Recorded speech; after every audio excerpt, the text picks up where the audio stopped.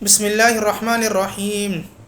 قال الله تبارك وتعالى في القرآن المجيد: أولئك عليهم صلوات من ربهم ورحمة وأولئك هم المهتدون. صدق الله العظيم. بسم اللہ الرحمن الرحیم. آج کا ٹاپک ہمارا لفظ صلات سے متعلق ہے. انشاءاللہ میں آج لفظ صلات جو لفظ قرآن شریف میں استعمال ہوتا ہے، جیسے کہ ابھی میں نے ایک آیت مبارکہ پڑھی: اولئک علیہم صلوات من ربہم ورحمہ واولئک هم المہتدون. اسی طرح ایک اور جگہ اللہ تبارک تعالیٰ نے قرآن شریف میں فرمایا: ان اللہ وملائکتہ یصلون علی النبی یا ایھا الذین آمنوا صلوا علیہ وسلموا تسلیما.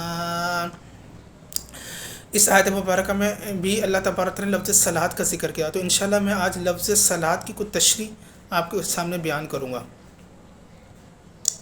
سب سے پہلے تو یہ جانتے ہیں کہ جو لفظ صلات ہے اس کے لغوی معنی کیا ہیں. لفظ صلات اس کے جو لغوی معنی ہیں لفظ صلات کے، اس کے ہیں دعا کے، کہ لغت میں لفظ صلات دعا کے لیے بولا جاتا ہے. پھر بعد میں یہ ارکان مخصوصہ یعنی قیام، رکوع، سجود وغیرہ کے لیے استعمال ہونے لگا. اسی طرح بعض حضرات نے کہا ہے، بعض حضرات کا یہ قول ہے کہ اگر صلات کی نسبت اللہ تعالیٰ کی طرف کی جائے تو اس سے مراد رحمت کاملہ ہوتی ہے، رحمت کاملہ. اور اگر فرشتوں کی طرف لفظ صلات کی نسبت کی جائے تو پھر اس سے مراد ہوتی ہے استغفار، اس سے مراد استغفار ہوتی ہے. اور اسی طرح اگر بندوں کی طرف لفظ صلات کی نسبت کی جائے تو اس سے مراد طلب اور رحمت اور دعا ہوتی ہے. اور اگر پرندوں کی طرف لفظ صلات کی نسبت کی جائے تو اس سے مراد تسبیح، تحلیل وغیرہ ہوتی ہے.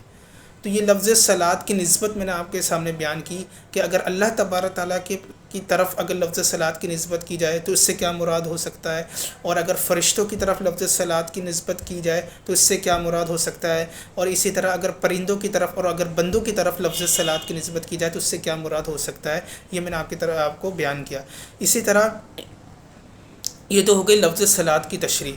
اس کے بعد بات کرتے ہیں نبی اور رسول کی. نبی کسے کہتے ہیں اور رسول کسے کہتے ہیں؟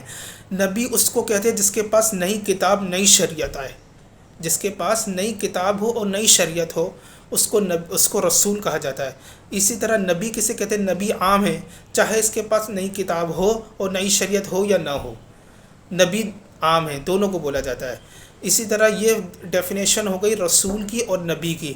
اسی طرح ایک لفظ اور ہے جو استعمال کیا جاتا ہے، جیسے کہ اللہ تبارک تعالیٰ نے قرآن شریف میں فرمایا: وَسَلَامٌ عَلَيْهِ يَوْمَ وُلِدَ وَيَوْمَ يَمُوتُ وَيَوْمَ يُبْعَثُ حَيًّا. اور جیسے ہم انبیاء کرام علیہ السلام کے نام کے آگے کہتے ہیں، جیسے حضرت موسیٰ علیہ السلام، حضرت ہارون علیہ السلام، حضرت عیسیٰ علیہ السلام. تو یہاں جو آج یہ جو بتانا مقصود ہے کہ یہ جو علیہ السلام جو ہم استعمال کرتے ہیں یہ خاص انبیاء کرام علیہ السلام کے ساتھ خاص ہے. یعنی کہ جتنے بھی انبیاء کرام علیہ السلام آئے ہیں اللہ تبارک نے بھیجے، ان سب کے نام کے آگے علیہ السلام لگتا ہے. یہ خاص ہے انبیاء کرام علیہ السلام کے ساتھ.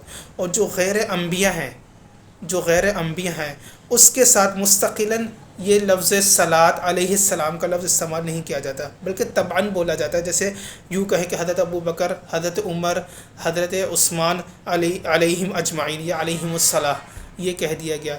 تو یہ طبعاً تو کہہ دیتے، لیکن لفظاً یہ لفظ علیہ السلام خاص ہے انبیاء کرام علیہ السلام کے ساتھ. اسی طرح ایک لفظ اور ہے رضی اللہ عنہم. جیسے جتنے بھی صحابہ کرام ہیں تو ہم صحابہ کرام رضی اللہ تعالی عنہم کہتے ہیں. جیسے حضرت عثمان رضی اللہ تعالی عنہ، حضرت ابو بکر صدیق رضی اللہ تعالی عنہ، حضرت علی رضی اللہ تعالی عنہ، حضرت سعد بن ابی وقاص رضی اللہ تعالی عنہ.